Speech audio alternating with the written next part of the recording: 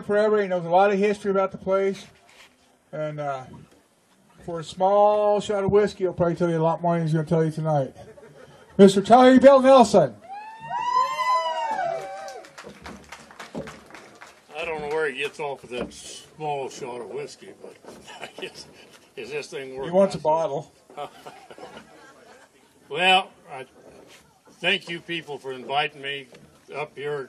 The Historical Society has really done a wonderful job. You just need to look around and see how things have happened and what you people have done, the hard work you've put in, and the things you've done. And I really think that's really nice, and you put on a good show tonight. A lot of good groceries. I see even you filled old Ron Lips got full. He was full when he come here, but he's got fuller when he left. But anyway, my dad was, Marjorie, where the hell did you come from? One of my daughters slipped up on my blonde side. Anyway, my dad was born here at the old SA office in 1900. And my mother was born over at the Orbell in 1906. So my family's been here for off and on for a long time. I think I probably got run out of here when I was a little bit younger for things I should have done or didn't do. I don't know all about that. But anyway, if you got any questions, just stop me in the middle of this thing. I wrote down a few things that if I could just read, and I think it takes them glasses nowadays to do that. Anyway, I asked Margaret what did she want me to talk about. She said, well, you might start out talking about Tom Anderson.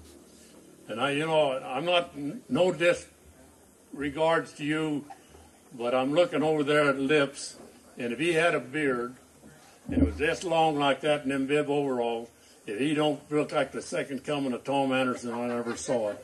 But anyway, no disrespect. Now, he's a mean old man, and I hope you're still holding up all right along with that. That Tom Anderson had the saloon over there, and he was kind of a fixture here for years.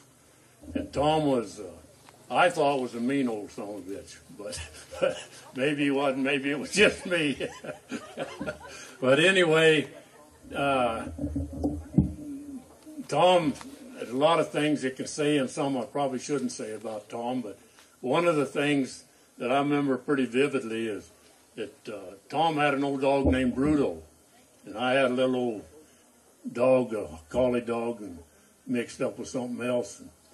And Tom loved to see that old Bruto was half bulldog, and he loved to see that old dog beat up on my old Jerry dog. So this went on for quite a while, and we'd come over to the mail at 1 o'clock, get mail, and he'd sick. I could hear him say, sick him, Bruto, sick him. And the old Bruto come out there and get my old dog by the collar and wrestle him around. So I thought, this isn't getting it. I'm going to have to do something. So used to be two big old oil tanks over here on the corner, and you come around by Tewksbury's and come up through the creek and come through there. And so old Jerry and I thought we'd just take a little round and get there, and here come old Bruto. And so I had me a good piece of elmwood or oak or something. And so I beat the line back stuffing out old Bruto, and he went on back up the house. Next day I come back around again, and I could hear old Tom saying, sick him. And here come old Bruto, and he come down there, and I beat hell out of him with that board again and beat the heck out of him. And he went on going like that. So I come back one more time. I come all the way, long way around, and I could hear him saying, sick him, and old Bruto would go like that, and he wouldn't take a damn move. So then I thought, well, I'm big time now. I come right in front of his house, right in front of the saloon, and I come through there. I could hear him say, sick him, and old Bruto go, well, he never would do a damn thing after that.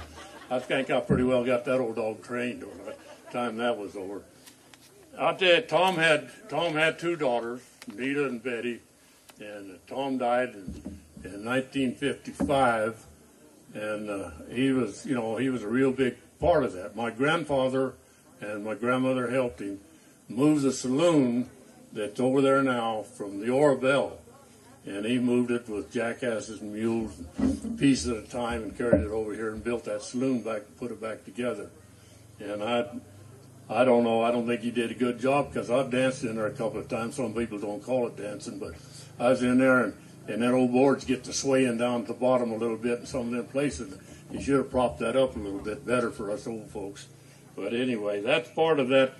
Tom, I don't know what else to talk about Tom except he grew a garden all the time, and my sister and I didn't care for him a hell of a lot, so he grown some onions, and we climbed the fence, pulled up his onions, and sat there and ate them all, and got the bellyache, and so I think old Tom got the best of us on that one. So don't be up there taking no damn pictures, boy. It's against the law. And at that time, if you can think about it, a beer was 25 cents, and a quart of whiskey was $5. And I got some old uncles. There's a daughter of one of them sitting down there right now, Ivy, and her old dad and them, they'd come over here. And that time, Uncle Lawton had all the rangeland from right above Lake Pleasant clear to Barrel Springs. And my Uncle Fred Cordes had everything on the backside going down to Bumblebee. And so one time, Lawton, Charlie, and George, all my old uncles, and a couple of other hands, they showed up here. And they went over to Tom's, got their nose full a little bit. They just laid their blankets out there, right there by the barn. And so next morning, sometime during the night, it snowed. And I getting ready to go milk the cows in the morning. My dad said, "Charlie Bill, come here, I want to talk to you." I thought, well, I'd done something wrong. And I looked out there, and there's Lawton and Charlie and George and all of them laying out, steam coming out of them like that. And he said, "I just want to tell you something before you go out there." He said, "Those are your mother's relatives, not mine." So, I thought I was in trouble, but that's the way it was, I guess. So I don't know about that. So another thing that used to happen up here pretty regular was dances at the schoolhouse. And so at the schoolhouse, and I don't know how the word got around. Word got around that there'd be a dance at the schoolhouse. So all the ladies in town would bring box lunches, and they'd auction those off at midnight. And there was I had a big old lard can out there in the back, a 5-gallon thing, and they build a fire under it and take an old sugar sack with coffee and hang it over the side. And then they'd break at midnight and go out there and they buy lunches if you had enough money to buy some. And the pretty girls' lunches all went pretty quick, as I can remember, things like that. But I don't know whether they cooked better or not, or whether it just was the way things looked, that you can't tell about all those things. But anyway, then Ibby's got an uncle, and I'm afraid he's mine too. His name was George. And old George is pretty handy. He never did have much money to buy a whiskey, but you could tell one thing, he always had a full bottle when he left. He'd go around to everybody's truck, pour a little bit out of this and pour a little out of that. And he never took it all. He'd just get a little extra out each one of them so he'd have a full jug. Old George he was all right, and I can tell you a couple of things about that. When we buried Uncle Lawton, Ibby's dad, we put a quart of Seagram's in there with him just in case he might need it.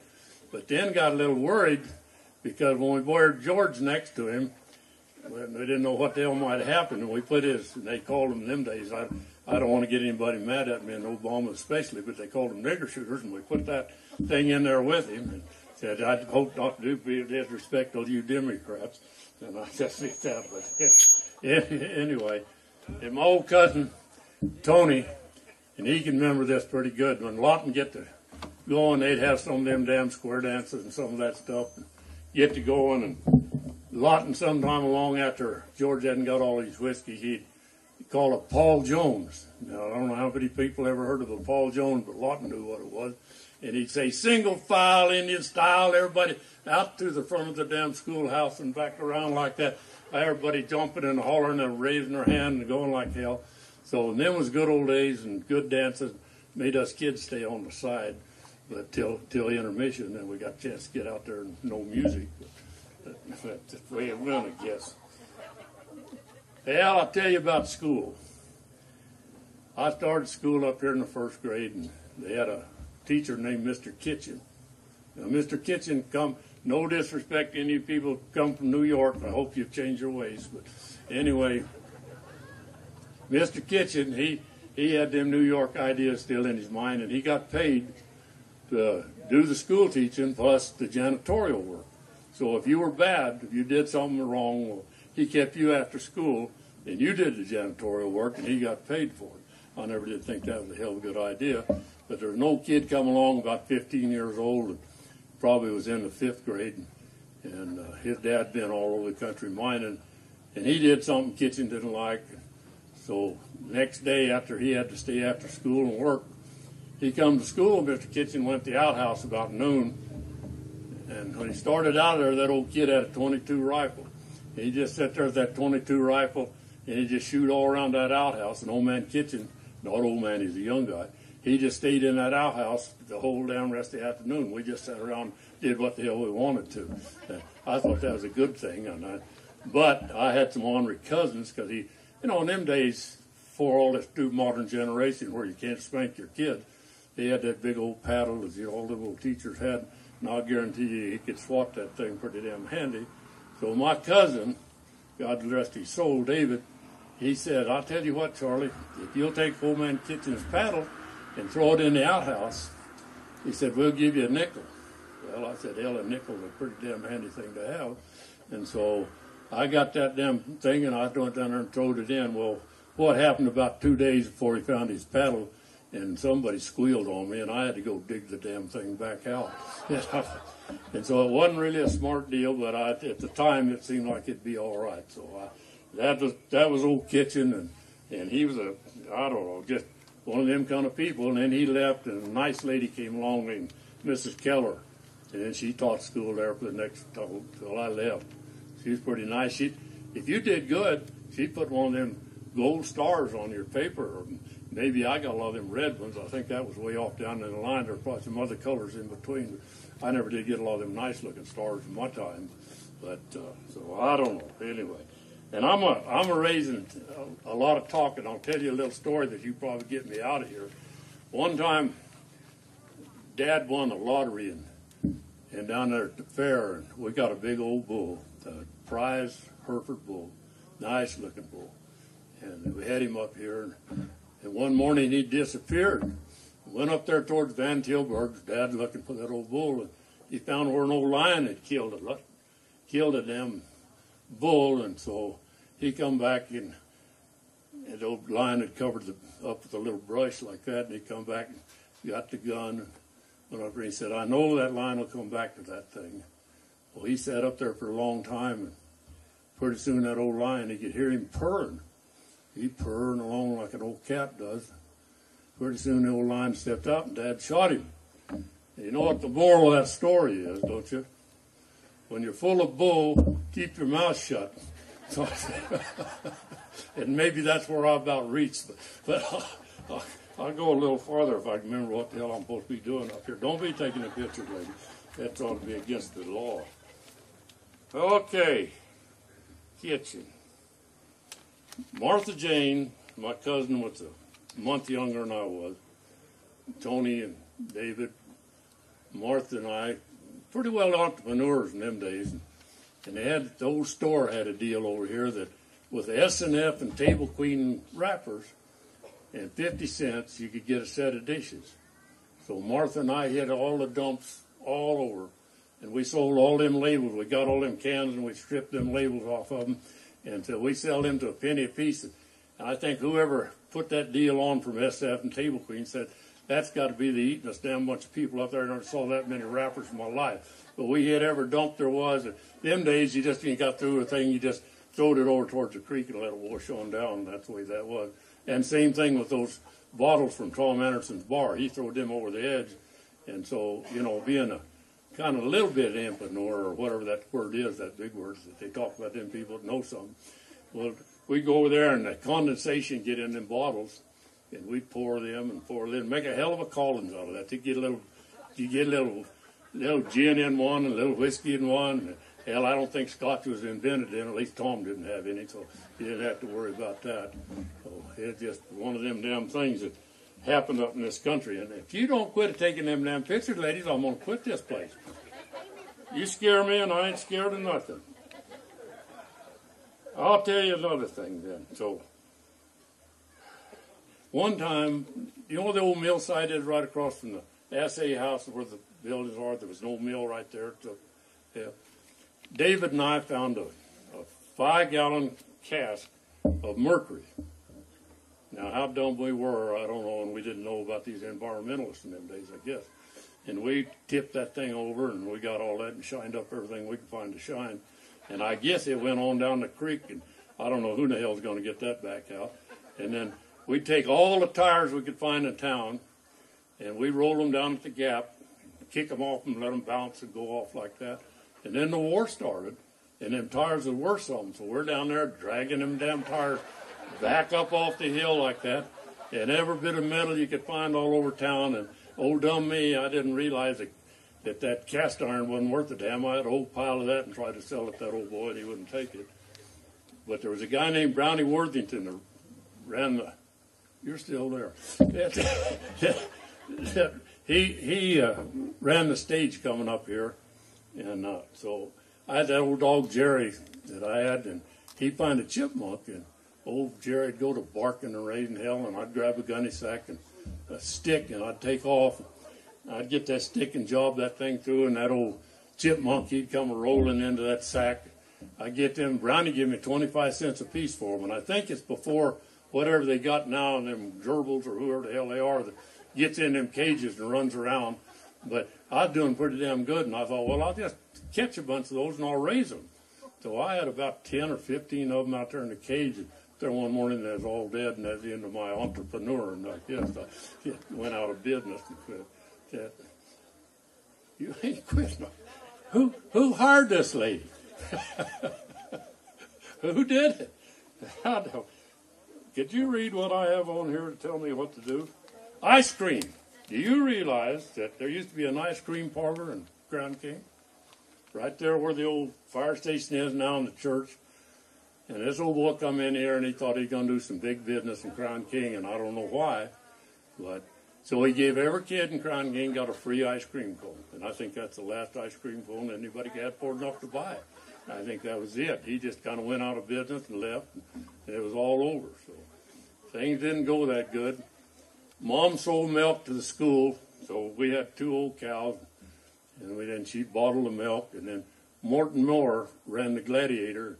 He lived up there in one of them gooder houses, and so I carried that milk, a gallon of milk, 3 times a week over there for 25 cents a week. And I tell you what, things have changed a lot. You know that in them days, the mountains were higher and they're steeper. And the creeks were wider. They had more water in them. And, you know, in them days, when old Dad worked the mine, they worked, hell, they'd work a 14-hour day and probably 15 days a week. And they, you know, things have changed. You know, things were pretty damn tough back in them days. Yes, and I can remember poor old Dad made him a pair. It snowed. One year it snowed 7 foot on the level, and that's when the depot fell in. Depot was right across over there, and it just so much snow it all caved in. And Dad was working over there at the Savoy, and so he had to made him a pair of skis, and he'd ski over there and ski back. I don't know, leave dark and get back at dark. One time we looked out there, and it was after dark. He'd stopped over and got a sack of feed, and he'd made them skis, and he put gunny sacks around them and had him feet wired in them. 100-pound sack of feed fell down behind him, and he was down there and couldn't get out of them skis. Mom said, I think we're going to have to go help him. He said, he's stuck in them skis and he can't get out. So I don't know. And maybe that's what happened to me. I don't know. She left. Well, now, I'll tell you what. I might tell you another story then. Let's see if I got this thing down here somewhere. I wonder where all that good furniture went I was going to talk about. Oh, boy. Music. What kind of music? I don't think. I'll tell you what. I know you can't drink on the premises, but I'll buy a drink for anybody that comes up with the oldest song in the old country song. You can tell me what it'd be. Not you, Charlene. You're. What do you think? Some of you old cowboys. What's the oldest song? Singer, you came from way up there with them Swedes, but they didn't have them cowboy songs there, did they? What do you think? Don't think. Who? Somebody. Oldest song. Margie, you don't know. What is it? Freddie don't get no chance. He knows too much. Nobody for a drink of whiskey? All Mormons in the house? What? Who? Whose kind of shoes? That's a pretty good old one. That's pretty good. How about Jack of Diamonds? Who knows Jack of Diamonds? You know anybody here know about Jack of Diamonds? You know, he was a hell of an old hand. That old Jack of Diamonds. You know, he used to say, what the hell did he say? He'd start out saying, Jack of Diamonds, Jack of Diamonds, Jack of Diamonds, I cry. If I don't get Jack of Diamonds, I surely will die. He says, it's a beefsteak when you're hungry, rye whiskey when you're dry. If a tree don't fall on me, I'll live till I die. If the ocean was whiskey and I was a duck, I'd dive to the bottom and drink my way up. So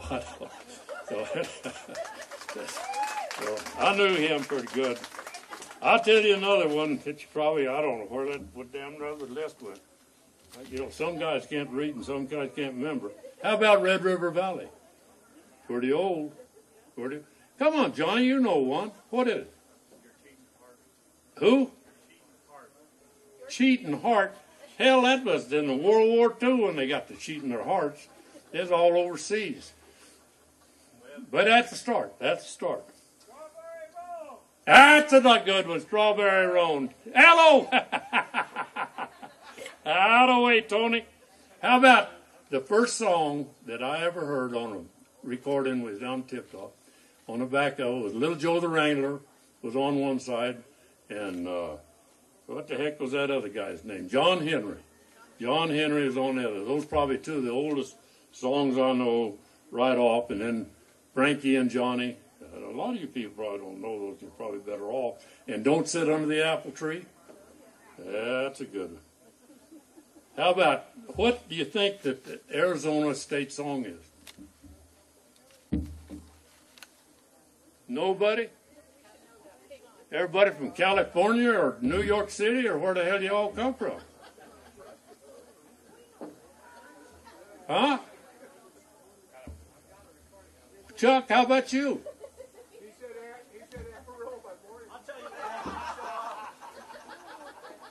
What was the question?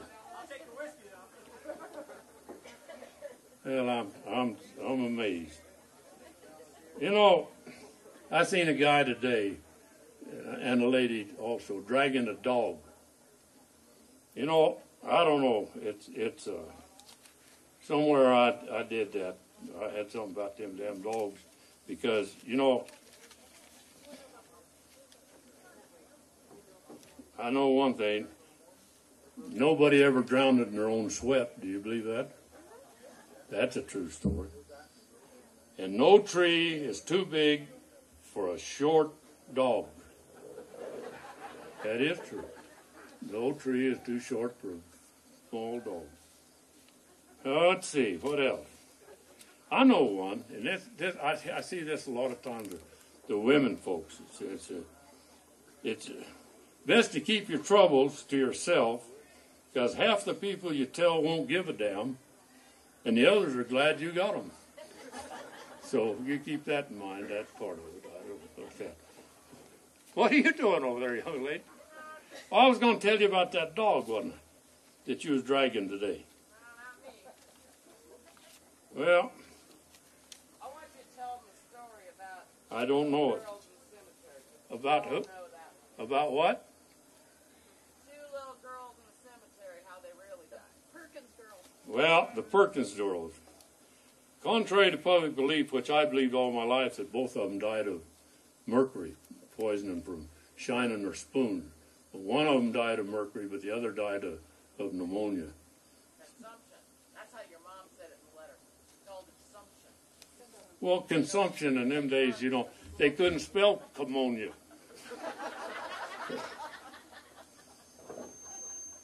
I'll tell you what. Never tell a man to go to hell, but if you do, trying to make him do it is probably another damn thing. That probably ain't all go along with that. So, I don't know. I wish I had something written down there that I could say and I could remember, but I think it's dark. I know something here that you ought to know.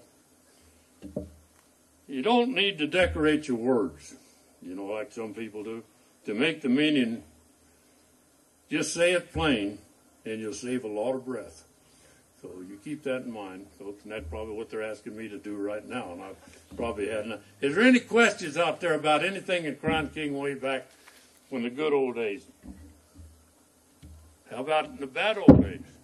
Well, we want to know what the song for Arizona is. I love Oh, well, he run off. What is it? Nobody knows? I love you, Arizona. No, that's new one. Ragtime Cowboy Joe. Right, Tony? Ragtime. It goes pretty good for somebody who could sing, but it has a hell of a time with a guy like me. It's not going to work near that damn good. But I did as close to the Jack and Daniels for you, and I don't know about diamonds. I don't know what I could do anymore. Let's see. Martha, Mercury, ice cream. Oh, and I don't know if Tony remembers this part, but the guys worked at the Gladiator, and there's a guy named Hugh Alger. You remember Hugh? And every Friday night they'd come down, and there'd be a softball game right here in front of the store. Now, some of them boys could put that ball clear across over there in that country, but all us kids just sit there in amazement to see how far somebody get. But every Friday night there was a ball game right out in front. Now that I've kind of got on your case a little, Dips, you got something you want to ask me about what the hell happened?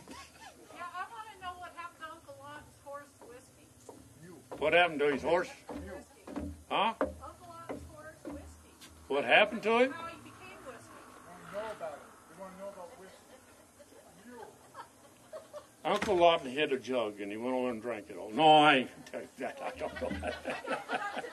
That was it. That was old Moonshine's demise and whiskey too.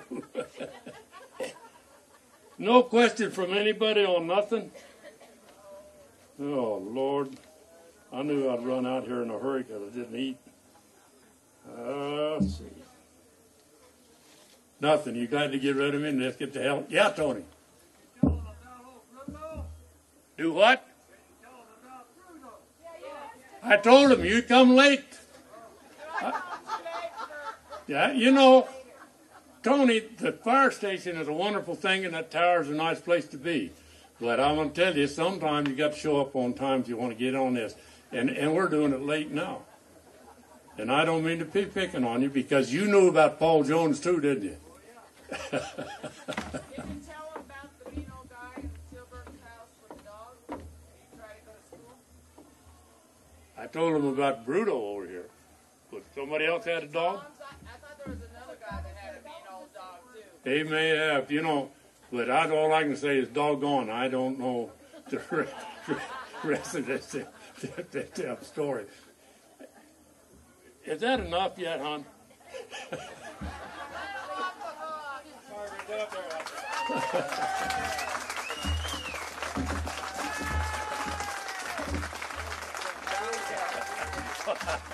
Can you tell us about the Abbey House? What do you know about it? I don't. My daughter probably, or somebody might know.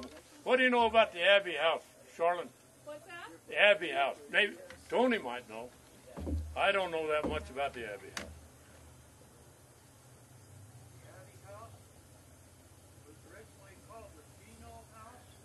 Yeah?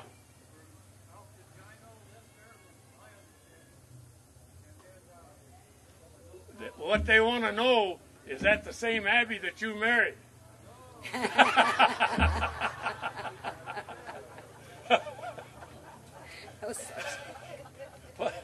That's funny. That's good, huh? Charlie Bill, I'd like to thank you. Been enjoyable. And yes, I do owe you a drink. You've already done it. Now you get the hell out of here. All right, over this way. I think I better go that way. This way. That's the safer way. Thank you for inviting me. Thank you. I always thought I had more information, but I'm a little short on it. But no whiskey. How about another hand for Charlie Bill?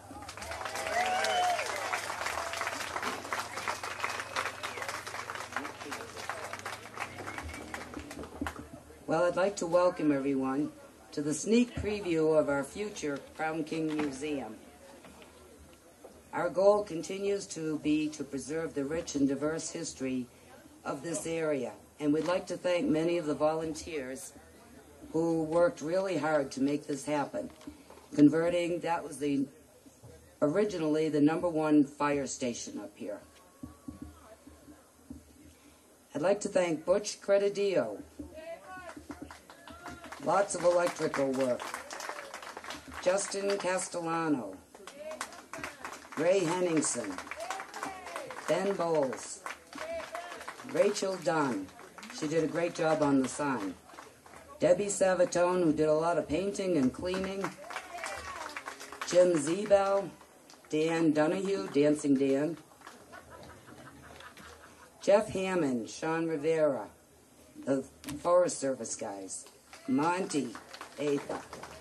Rick Rhodes, Brian Schmidt, Fred Jensen, Dawn Cosburn, she did some painting too. Adam Knight, Steve Coleman, Dan Hill, James Griffin, and Matt Campo. They did a great job. I'd also like to say thank you to Bernie Singer, Marty Martin, and Sally for all that wonderful cooking that they've been doing. And thank you to everybody who's been donating items and sharing their treasures with all of us. One more thing from the start, the General Store has been really supportive of our Historic Society. They've donated space. Whenever we need something, they're there to provide it. I'd like to call Ben and Carol up.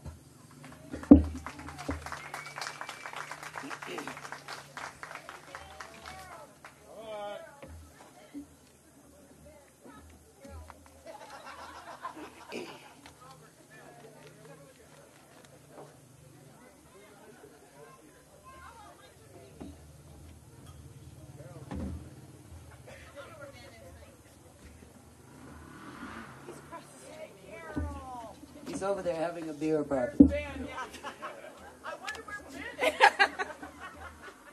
Oh, cool. The Historical Society would like to present this little plaque that we've put together.